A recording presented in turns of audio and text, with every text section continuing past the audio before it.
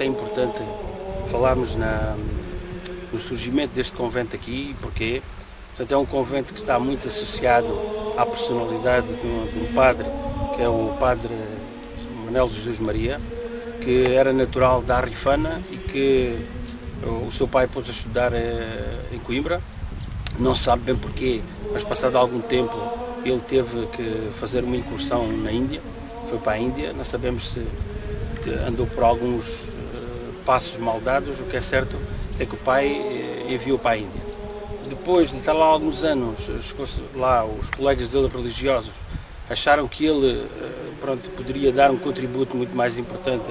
aqui nesta altura reino de Portugal, então ele veio para cá. Juntamente com outros colegas de hábito, dirigiu-se ao Conselho de Moura e numa incursão que fizeram até às abas da Serra de Morena, a ver como é que estava a população e sobretudo aqui da zona da Contenda, que era partilhada entre habitantes e ganadeiros portugueses e espanhóis, verificaram que era uma zona de grandes dificuldades religiosas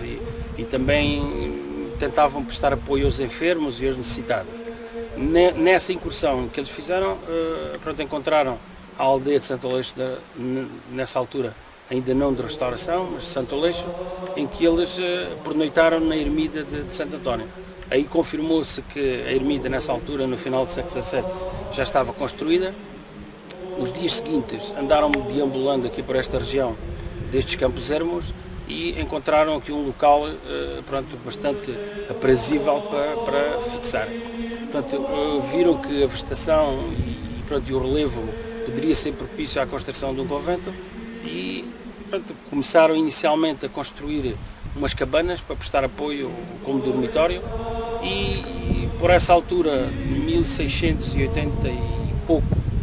deflagrou um forte incêndio aqui na região, próximo de Barrancos, nas Eiras de Carrasco, que se dirigia devastando tudo à sua passagem para o campo de Gamos. Portanto, as populações que aqui viviam, como foi dito, viviam da exploração do gado e também da exploração agrícola, dirigiram-se em uma prece fortíssima aqui aos monges e aos padres, para que eles rezassem conjuntamente com eles e para que eventualmente surgisse um milagre que apagasse o fogo. Precisamente por ser um milagre, formou-se uma trovoada fortíssima e o que é certo é que descarregou uma grande quantidade de água em cima do fogo e que fez com que quase momentaneamente o grande incêndio se apagasse, salvando as espigas e a partir daí o povo ficou extremamente agradecido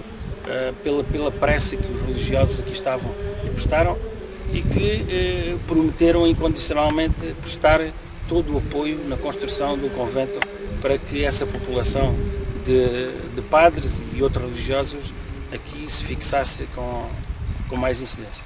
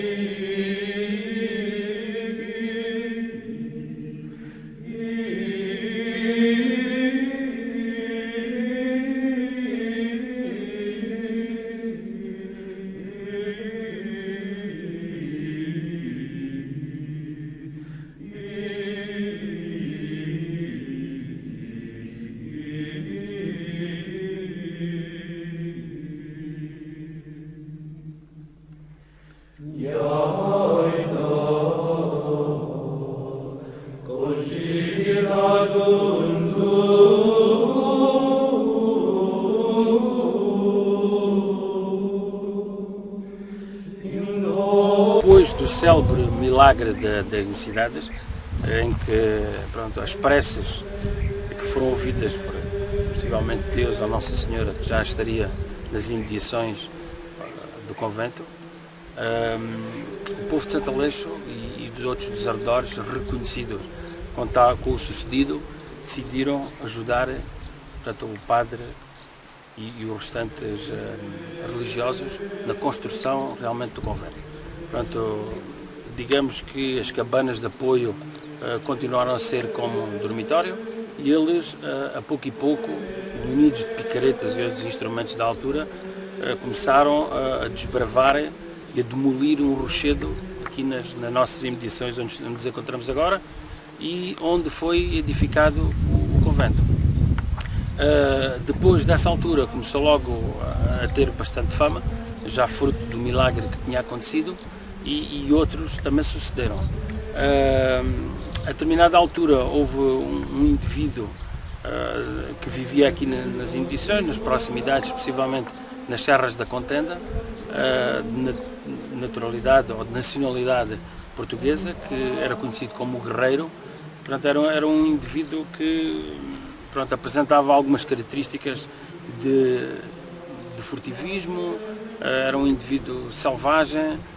por vezes até criminoso, e então, imbuído por o espírito que havia aqui no convento, em que toda a gente dizia que havia aqui um espectro milagreiro, decidiu também, juntamente com outros companheiros, dirigir-se ao convento, para conhecer o padre Manuel de Jesus Maria. Juntamente com outras pessoas, quando chegaram à porta do convento, portanto, os monges que aqui estavam, e os padres, os frades, se quisermos dizer assim, dirigiram-se a recebê-los condignamente à porta do convento. Nessa altura, o padre responsável dirigiu-se a eles e o indivíduo chamado Guerreiro fugiu. O padre foi direto a ele e ele disse, se não quer perder a vida, não persiga, que eu não preciso nada da religião. Mas houve ainda tempo para o padre lhe mandar uma graça e ele, nesse momento, converteu-se imediatamente, ajoelhou-se e foi um indivíduo que se manteve aqui como religioso, prestando apoio aqui ao convento até aos fins dos seus dias.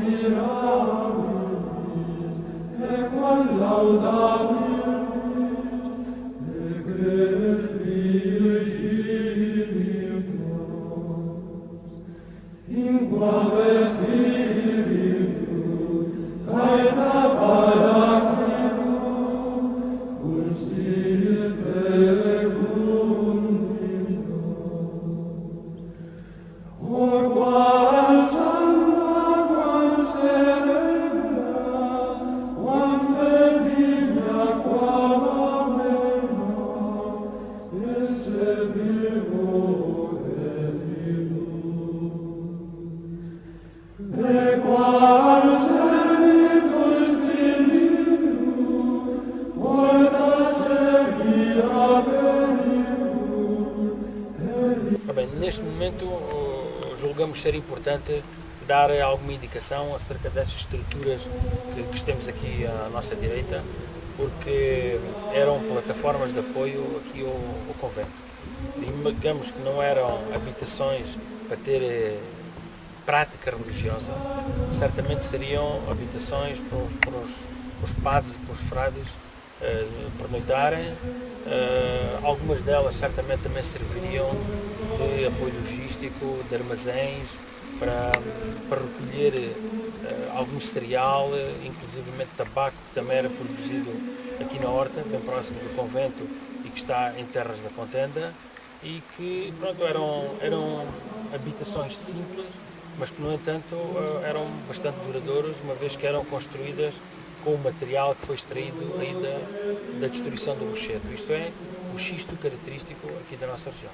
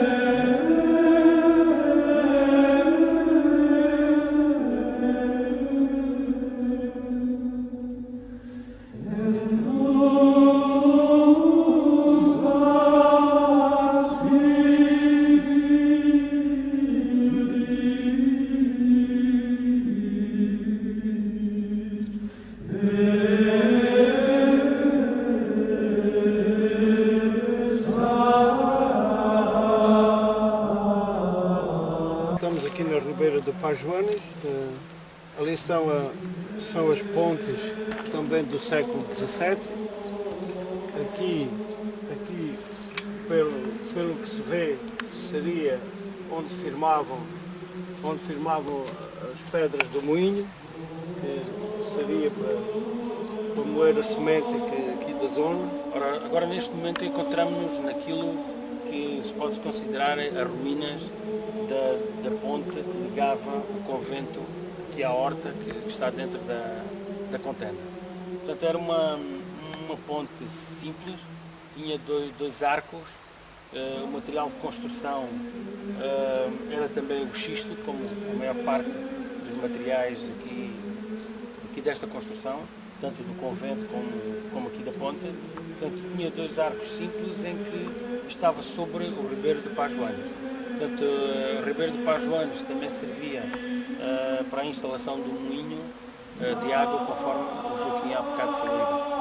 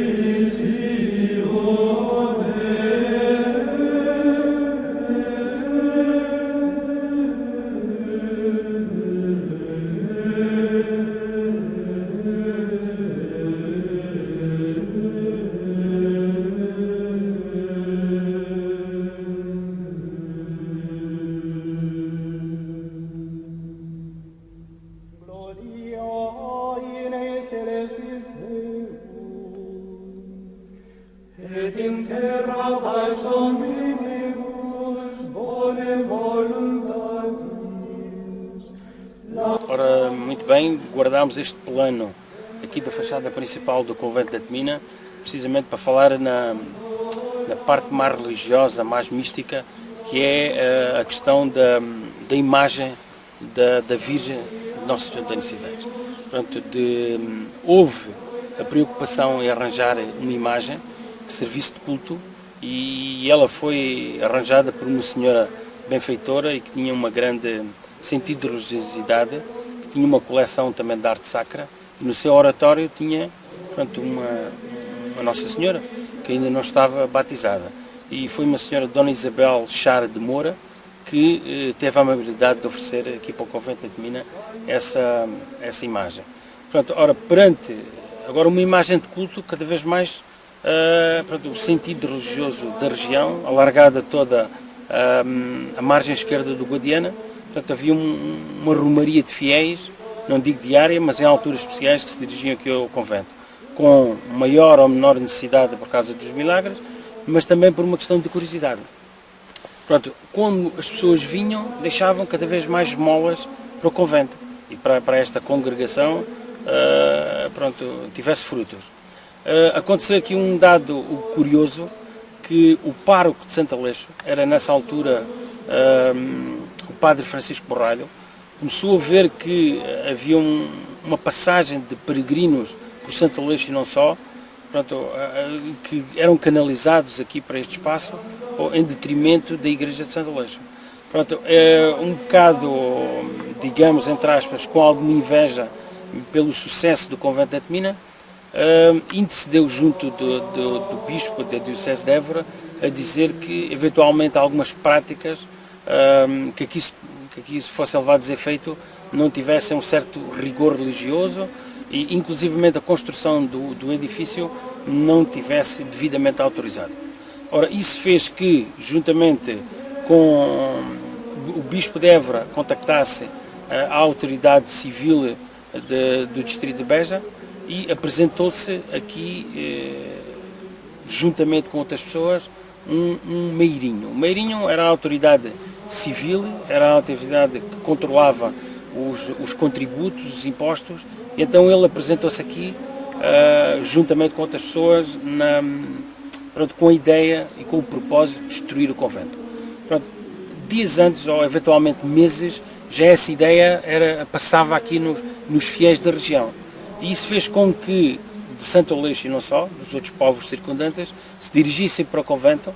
e já preparados para que eventualmente houvesse a tentativa de destruição, estavam munidos não de armas, nem de picaretes, nem nada, mas sim com a sua fé religiosa pronto, e aqui estiveram, aqui abancaram, aqui estavam de preservação, aqui estavam com a grande preocupação de defender, pronto, Nossa Senhora das Necessidades e o edifício em si. Foi isso que aconteceu quando o meirinho e as outras pessoas aqui apareceram, pronto, muniram-se da prática religiosa e oraram a Nossa Senhora das Necessidades junto com os frades e com os padres e com todos os religiosos que aqui estavam e pronto, chegou-se à conclusão que a fé era tão grande que as próprias autoridades se resignaram, não digo converteram-se, mas regressaram ao espaço de onde tinham vindo, isto é, Moura e Beja e Évora, e evitou-se a destruição do convento. Digamos assim, esse comportamento, pronto, por intermédio do bispo de Beja, chegou ao rei de Portugal dessa altura, Dom Pedro II, que quis pessoalmente conhecer o padre responsável por esta congregação de Antemina. E foi nesse sentido que ele se dirigiu propositadamente à presença do rei e deu-lhe as suas explicações, confirmou que eventualmente o convento não estava totalmente legalizado e com o apoio papal, deu-lhe conhecimento de todas as práticas que se faziam, o apoio aos necessitados, aos ganadeiros, aos ceareiros aqui desta zona tão ermita. E foi nesse sentido que Dom Pedro II ficou muito sensibilizado, não só autorizou a formalização e o registro oficial junto do Papa da altura, mas também lhe deu uma série de prendas, de ofrendas, também já quase como rendido ao caráter milagreiro de Nossa Senhora das Necessidades. Entre elas, alguns paramentos, um pálio, portanto, objetos muito valiosos, muitos deles bordados a ouro e que infelizmente estão um bocado desaparecidos aqui da nossa região, sobretudo aqui da paróquia de Santo Aleixo da Restauração. É nesse sentido que cada vez mais o convento de Antemina começa a ter mais peregrinos, começa a ter mais sucesso, digamos assim. Era uma comunidade autónoma em termos agrícolas, portanto, temos aqui a horta nas proximidades, temos agrícolas e depois, no final, quando o convento de Antemina já conseguiu o seu apogeu, possivelmente também económico, fruto das dádivas que os peregrinos faziam, era uma altura em que o padre se desloca 3 vezes propositadamente a Roma para ter o aval, para trazer de lá não uma bula papal, que era o documento que autenticava determinados edifícios, mas sim um breve. Um breve era um documento que fez com que este edifício tivesse o aval papal e pudesse seguir frutuosamente os fins para que tinha sido construído, que era o apoio aos enfermos ou necessitados da região. O padre, numa das alturas em que ia com alguma frequência a Lisboa, adoeceu por volta de 1720 e acabou por falecer, ficando sepultado na Igreja da Graça em Lisboa. Digamos que não há muitos registros depois da morte deste padre, seu fundador. O que acontece é que, por o final do século XVIII, as ordens religiosas entraram um bocado em declínio em Portugal, fruto também da questão política vigente dessa altura, e pronto, e digamos que este convento entrou também em declínio. Passado alguns anos ou algumas décadas foi votado o abandono, e é pena que as ruínas estejam neste estado. Podia muito bem acontecer que este edifício fosse preservado para bem dos habitantes de Santo Aleixo, mas também para toda a comunidade envolvente.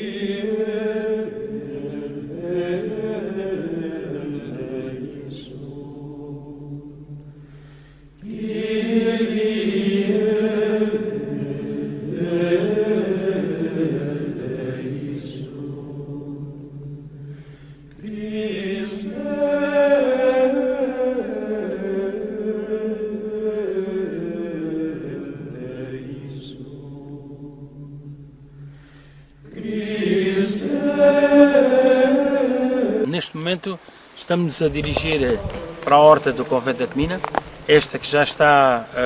foi instalada aqui nas terras da Contenda, e é interessante referir que neste espaço foi preciso haver a autorização das duas coroas, do rei português e do rei castelhano, uma vez que aqui estas terras estavam indivisas, eram de exploração comunitária, e então nesse sentido teve que haver uma autorização das duas coroas. Digamos assim, não digo edifício, mas é uma estrutura muito importante, uma vez que toda ela era morada em paredes de taipa, e nesse sentido tinha um governador em que controlava a produção, portanto era ele que indicava quem é que ia fazer determinada tarefa, quem é que eventualmente ia fazer a plantação, quem é que ia fazer a ceifa e quem é que ia regar as plantas na altura do verão. Depois, já agora, penso que é importante a gente referir porque é que foi construída aqui neste espaço, porque logo na primeira vez em que se pensou construir o convento nesta região ermita, avançou-se com a hipótese de ser construído no baldio de Rabo de Coelho, aqui bem próximo, que é uma propriedade da Junta de Freguesia. Chegou-se à conclusão que não seria boa ideia construir ali naquele espaço, porque havia muita falta de água. Esta zona foi logo bastante cativada pelos padres, porque era uma zona em que eles encontraram logo bastantes lameiros de javalis, e portanto havia logo a indicação de que havia água fresca e alguns recursos hídricos abundantes, entre eles, obviamente, também a Ribeira de Pajoanes. Era uma horta muito interessante, como já falámos, estava toda morada, e à partida havia todas as condições para haver uma grande produção de cereal. Uma das principais produções que estão registadas nos documentos da altura é a plantação do tabaco. O tabaco assume-se aqui como um papel muito importante da economia desta comunidade religiosa, portanto, porque além do consumo, portanto, o registro está que os padres e os frades também consumiam tabaco e também depois servia como posto de venda. Portanto, eles também vendiam o tabaco para que conseguissem ter daí dividendos. Agora, em termos, o que é que poderíamos dizer mais em termos desta estrutura? Que nos tempos atuais já está florestada no ano de 1959, quando a contenda foi inserida no regime florestal parcial. Portanto, esta horta foi florestada com plátanos, com nogueiras e também com pinheiros. No entanto, mantém-se aqui todas as indicações de como esta estrutura avançava. Encontramos aqui fornos de lenha onde coziam o pão e também temos uma nora que é onde eles extraíam água para para utilizar aqui na norte.